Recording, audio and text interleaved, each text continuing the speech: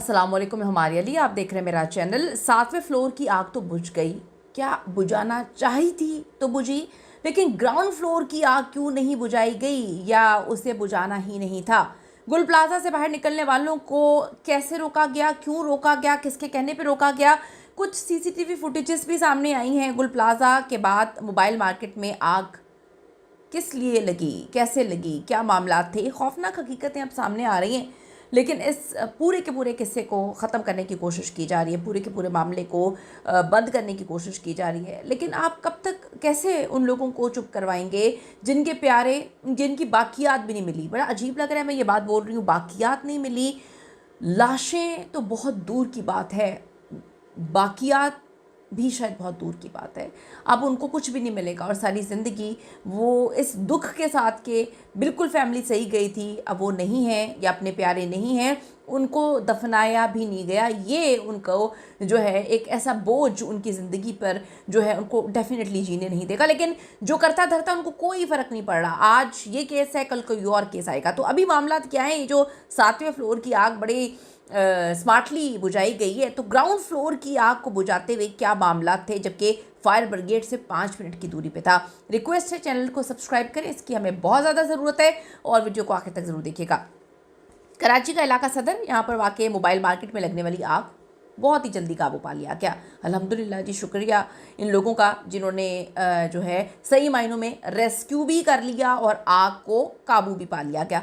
Rescue काम ने इमारत से तमाम अफराद को बाहर निकाल लिया, जबकि एक शख्स धुएं के बायस बेहोश हो गया, जिसे अस्पताल मुंतकिल किया गया। आग इमारत की, आप सबको पता है कि 7वें फ्लोर पे लगी थी, जहां गाड़ियों की पार्किंग है। रेस्क्यू टीम इमारत में दाखिल हुई, बड़ी फिल्मी अंदाज में जो है वहाँ पे अफराद को बाहर निकाला गया। अब ये कल की आग आज क्यों डिस्कस की जा रही है? क्योंकि ये रोज़ डिस्कस की जाएगी। ये उन लोगों की ज़िंदगियों में आग लग चुकी है जिनके प्यारे अब इस दुनिया में नहीं है। ये उनकी ज़िंदगियों को तबाह कर चुकी है। गुल प्लाजा की आग, जो बेचारे आज तक तसव्वुर नहीं कर पा रहे। क्योंकि देखें, अगर कोई बंदा मर जाता है ना, बीमार हो, तो बंदे को हौसला हो जाता है, या बंदा मर जाता है अचानक भी, हादसाती मौत ही मर जाता है, तो बंदा जब किसी आपको आपके प्यारों की लाशें मिल जाती हैं ना, तो आप उनको आखिरी बार देख भी लेते हैं, उनको दफना भी देते हैं। लेकिन यहाँ पर तो पता नहीं कितने लोग हैं जिनकी बाकियात ही नहीं मिली। आपको बड़ा अजीब लग रहा होगा, शायद बहुत सारे लोगों को अजीब नहीं लग रहा होगा, क्योंकि जिस पे गुजरती है उसको ही पता होता है। हम इसका तस्वुर भी नहीं कर सकते। अल्लाह ताला, मैं कहती हूँ, कभी किसी के साथ ये सब कुछ ना करें। इतना दर्दनाक है कि हम अगर 0% भी उन लोगों के दर्द का अंदाज़ा लगाएं, तो हम आवाज़ उठाएं, हम उनका साथ दें, हम उनके लिए बोलें, हम उनके प्यारों के लिए आवाज़ उठाएं। लेकिन अब क्या करें कि इस तरह नफसा नफसी का ये दौर है कि वो लोग तो चुप हो गए, उन लोगों को जिनके लिए भी बात की जा रही है कि उनको दुकानें मिल जानी चाहिए, उनको गुल प्लाजा 2 साल में बन जाएगा, उसके बाद जो है यहाँ पर काम होगा, यहाँ पे इनको पार्किंग में दुकानें दे देते हैं। लेकिन उनके बारे में क्या किसी ने सोचा है कि जो ख़ुद तो इस दुनिया से चले गए, शहीद हो गए हैं, जिनकी बाकियात भी नहीं मिली, उनके प्यारे जितने भी लोग घर में हैं, वो रोज़ जी रहे हैं, रोज़ मर रहे हैं, वो अपने प्यारों के लिए जगह जगह ठोकरें खा रहे हैं। वो ये रिक्वेस्ट नहीं कर रहे, ये इल्तिजा नहीं कर रहे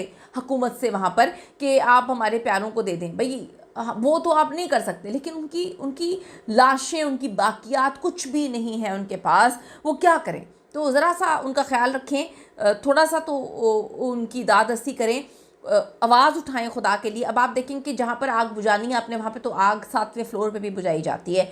जहाँ पर आग नहीं बुझानी, मेरे लिए गुल प्लाजा एक मिस्ट्री है, एक ऐसी मिस्ट्री जिसको अगर आप इस पर जितना आप इसको सोचेंगे, आपको चीज़ें आपकी समझ से बालातर हो जाएंगी। कि जो रिपोर्ट आई है उसमें कहानी सुनाई गई है कि बच्चों की वजह से आग लगी, उन बच्चों को कुछ नहीं हुआ, वो आग जहाँ से शुरू हुई वो फ्लोर पे ज़्यादा अमवात नहीं हुई, लेकिन उस आग ने बाकी पूरे गुल प्लाजा को तबाह कर दिया।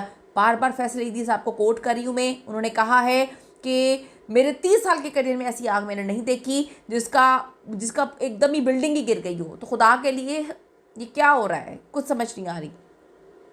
15 दिन पहले गुल प्लाजा के ग्राउंड फ्लोर पे आग लगती है, लेकिन ना वो बुझाई जा सकी, ना अंदर मौजूद अफराद को, जो बेचारे ख़त्म हो गए, शहीद हो गए, उनको निकाला नहीं जा सका। 100 से ज़्यादा अफराद जी ज़िंदा जल गए हैं। ये आप 2026 की बात कर रहे हैं। 2026 कराची जैसा एक बड़ा शहर, सदर मोबाइल मार्केट और गुल प्लाज़ा 1 किलोमीटर के फासले पर है, लेकिन गुल प्लाज़ा की आग में ऐसा क्या था? ऐसा मतलब कुछ तो था ना, मतलब कोई तो ऐसी चीज़ होगी ना, कोई तो बताने की कोशिश करे। आप लोग इतने सारे लोग वीडियोज़ को देख रहे हैं, कोई तो बताए कि गुल प्लाज़ा की आग में ऐसी क्या चीज़ थी कि वो बुझाई नहीं जा सकी। उस पर पानी डाल रहे थे तो वो तो भड़की जा रही थी, इतनी भड़क गई, उसके लिए पानी भी ख़त्म हो गया, सब कुछ ख़त्म हो गया था।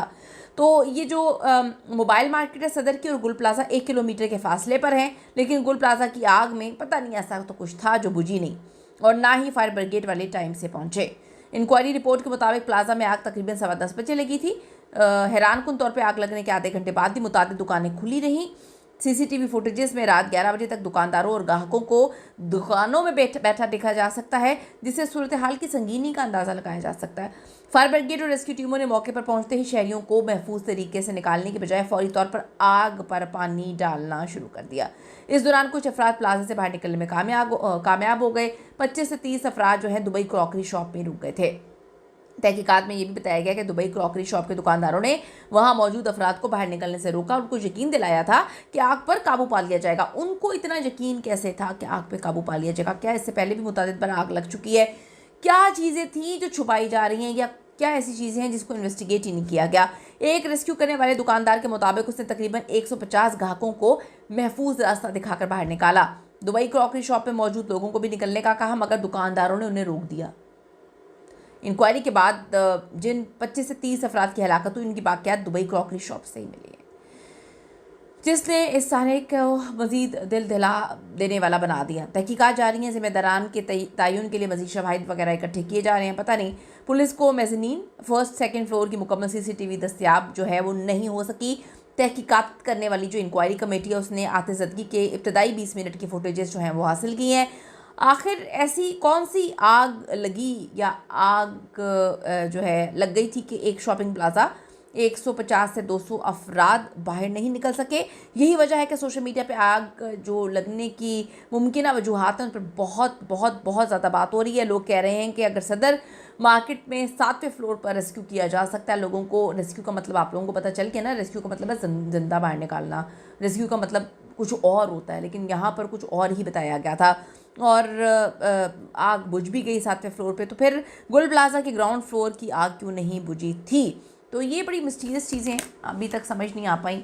इतने लोग जो हैं उनका कुछ अता पता ही नहीं है, इतने लोग इस दुनिया में नहीं है। मुझे दिमाग में बस एक बात आती है जो आप लोग बार बार ईमेल्स करके पूछ रहे हैं, मेरे पास अल्लाह की कसम कोई जवाब नहीं है इसका, मेरे पास कुछ भी कोई जवाब नहीं है। और हम सब बहुत बेबस हैं। बेबस ये हैं क्योंकि सबको सब समझ आ रही है, लेकिन क्या करें? आपको समझ आ रही है, मुझे समझ आ रही है, फैसल ईदी साहब को समझ आ रही है, उन्होंने बता दिया, उन्होंने लैंड माफ़ी का बता दिया, उन्होंने भाई आपने हिंट क्या देना, उन्होंने बता दी चीज़ें, लेकिन फिर भी कहानी जो है वो घुमा दी गई है। तो कहानी घुमाना बड़ा आसान है जब तक इंसान, मैं क्या कहूँ, मैं ज़्यादा नहीं बोलना चाहती। अपनी कीमती राय ज़रूर दीजिएगा सारे मामले पर। See you in the next video.